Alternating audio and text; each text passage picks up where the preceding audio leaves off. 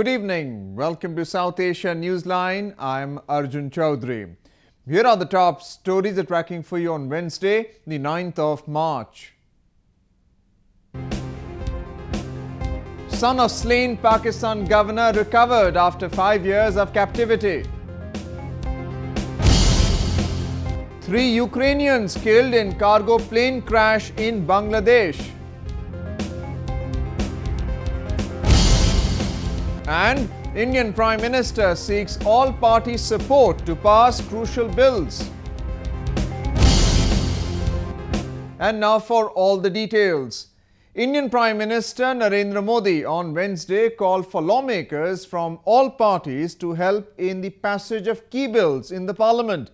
He was addressing the upper house of Rajya Sabha of the Parliament. Prime Minister Narendra Modi appealed for smooth clearance of pending bills in the upper house or Rajya Sabha to give momentum to the country's progress. He was responding to the motion of thanks to the President in the upper house. While key legislations like the Goods and Services Tax or GST bill have been passed by the lower house or Lok Sabha, it has been stuck for clearance in upper house due to disruption by opposition on several issues. सभी माननीय सदस्यों से कि लोकसभा में जो bill पारित हुए हैं उनको हो सके उतना जल्दी पारित करके हम देश को गति देने में अपनी भूमिका अदा करें. Prime Minister Modi also said that his government's focus is on creating jobs and new startups for youth. He added that transparency and accountability of the system is the centerpiece of his government. Moving on to news from Pakistan. Security and intelligence authorities have recovered Shahbaz Taseer, the son of slain former Punjab Governor Salman Taseer, from the eastern province of Balochistan. Shahbaz Taseer was abducted in 2011, months after his father was assassinated. Shahbaz Taseer was freed during a joint operation by Pakistan paramilitary troops and intelligence agents in Kachlag, an impoverished town in the restive province of Balochistan. The operation was based on intelligence tip-offs, although no arrests were made or shots fired during the raid, officials stated. We surrounded the compound and we raided it. We didn't find anyone. A single person was there and he told us my name is Shahbaz and my father's name is Salman Taseer. Head of Counter-Terrorism Department, Balochistan, Aetzaz Goraya said. Shahbaz Taseer has been recovered nearly 5 years after his abduction in 2011 from Lahore. Shahbaz was abducted at gunpoint from Lahore on August 26, 2011, months after his father Salman Taseer was assassinated by his bodyguard Mumtaz Qadri for opposing the country's blasphemy laws. Even though no militant group had officially taken responsibility of the abduction, the Pakistani officials believed that Tehreek-e-Taliban Pakistan was behind it. His recovery has come just days after his father's killer, Mumtaz Qadri, was sent to gallows. Pakistan has cited legal issues which are preventing the government from banning the Jamaat-ud-Dawa or JUD. The outfit that claims to be the charity organization for Lashkar-e-Taiba militant group is accused of masterminding the 2008 Mumbai terror attacks. Pakistan is facing legal complications in the process of proscribing Jamaat-ud-Dawa, Interior Minister Chaudhry Nizar Ali Khan has said.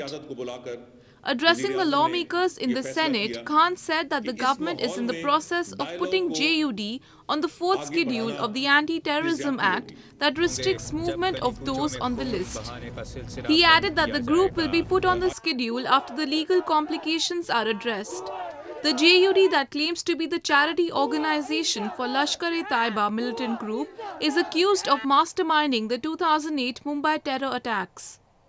166 people, including 6 Americans, were killed when a group of 10 gunmen stormed into various parts of India's western Mumbai city in an assault that lasted for 3 days.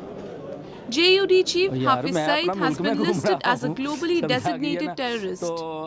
Despite mounting evidences, Pakistan government had for years refused to put any restrictions on the operations of the outfit, which many believe was because of the close ties that Saeed enjoyed with the civil and military leadership of the country. United Kingdom has said that security situation of Afghanistan and Pakistan is tied up and both nations have to work together to combat militancy in the region. Both the countries have witnessed surge in militant attacks by extreme Islamist groups. British Foreign Secretary Philip Hammond stressed that both Afghanistan and Pakistan should work together to check cross-border insurgency.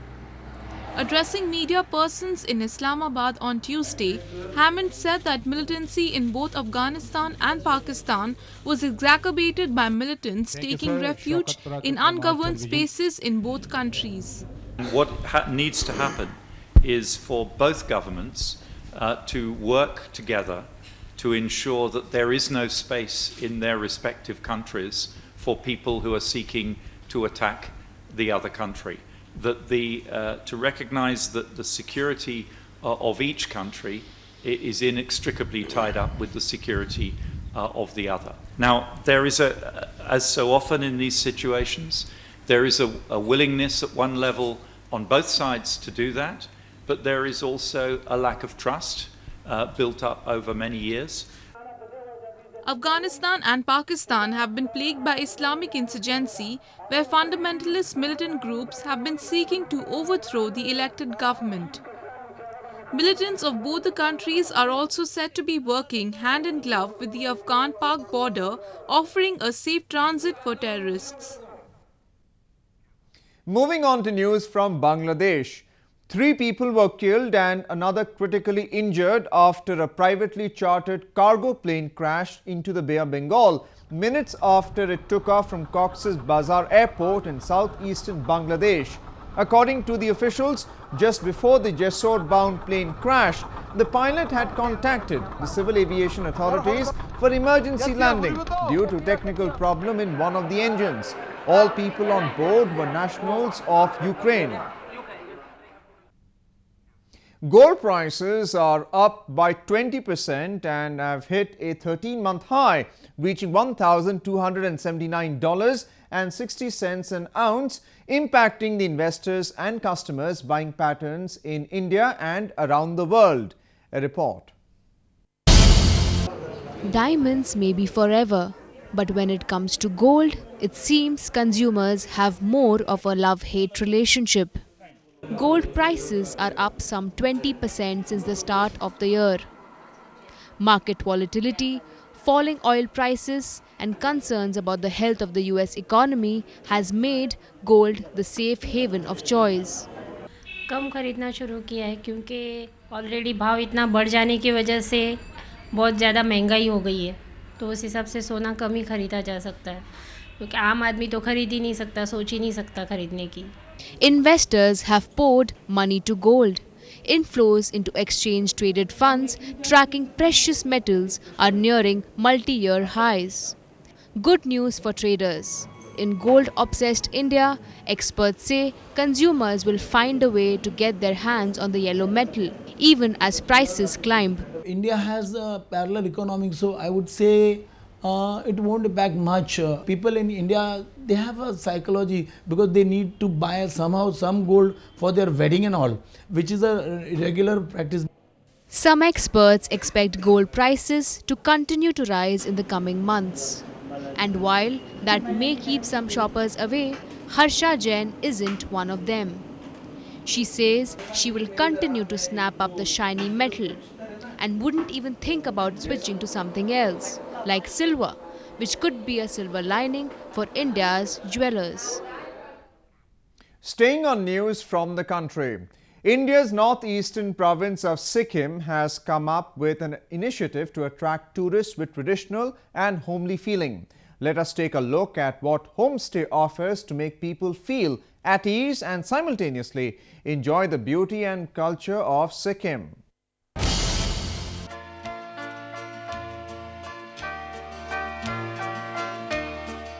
Sikkim is arguably one of the loveliest destinations in India.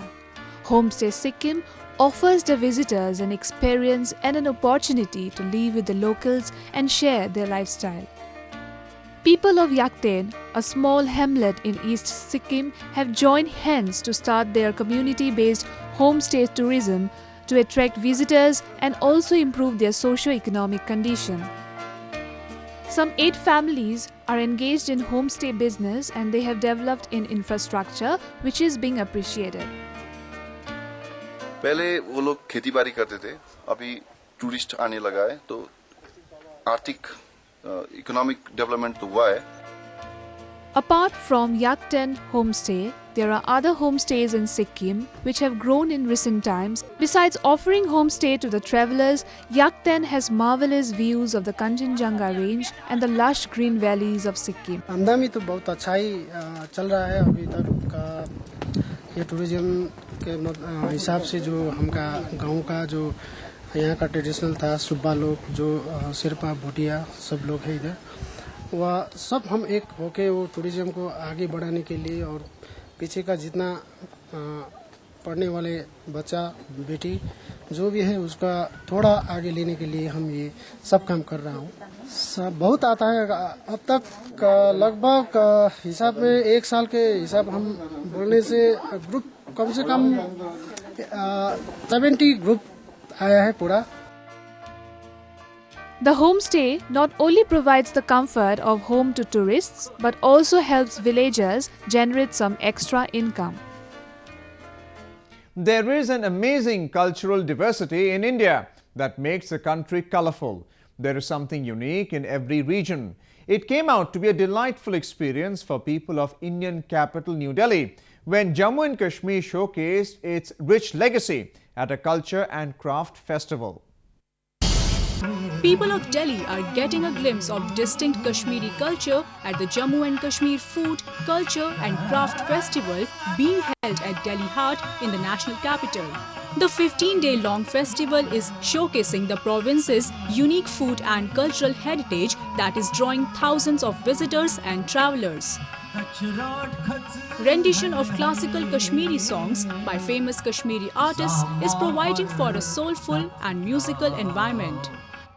ये जो सूफ़ी जो ख़याल है जो सूफ़ी तसव्वुफ़ है ख़ासकर जो कश्मीर के दरवेशों ने और जो वहाँ औलिया कराम हुए जो उन्होंने कहा वो यही है कि दुनिया में जितने भी सब लोग सब जितने जो इंसान हैं उनकी मंजिल एक है, रास्ते अलग अलग हैं और पहुँचना उनको उन सबको एक ही जगह है. Another major attraction in the festival is the availability of wide range of sumptuous Kashmiri dishes. Jammu Kashmir का जो अलग अलग खाना है व्यंजन है वो हमने यहाँ पे लगाए हुए हैं. कश्मीर का ऑथेंटिक वाजन है जो यहाँ पे डिस्प्ले किया हुआ है. इसके अलावा जम्मू का जो डोगरा फूड है वो भी यहाँ पे हमने लगाया हुआ है. इसके अलावा एक इन्फॉर्मेशन काउंटर यहाँ पे हमने सेटअप किया हुआ है जिसमें हम जम्मू कश्मीर के बारे में जितनी भी हमारी प्रोमिनेंट प्लेसेस हैं वहाँ पे जो भी टूरिस्ट इंटरेस्ट की प्लेसेस हैं और इसके अलावा जो भी डिफरेंट पैकेजेस हैं यहाँ पे हमने लोगों की सहूलियत के लिए रखे हुए हैं.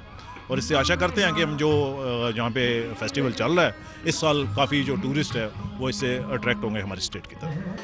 The festival has been organized by Jammu and Kashmir Tourism and Jammu and Kashmir Tourism Development Corporation and will continue till 15th March 2016. Well, that's the way it was in South Asia this evening. Before we conclude, the top stories once again. Son of slain Pakistan governor recovered after 5 years of captivity. 3 Ukrainians killed in cargo plane crash in Bangladesh. And Indian Prime Minister seeks all-party support to pass crucial bills. Now our viewers can watch the show on SouthAsiaNewsline.com. You can also visit us on Facebook.com/SAsiaNewsline and follow us on Twitter @SAsiaNewsline.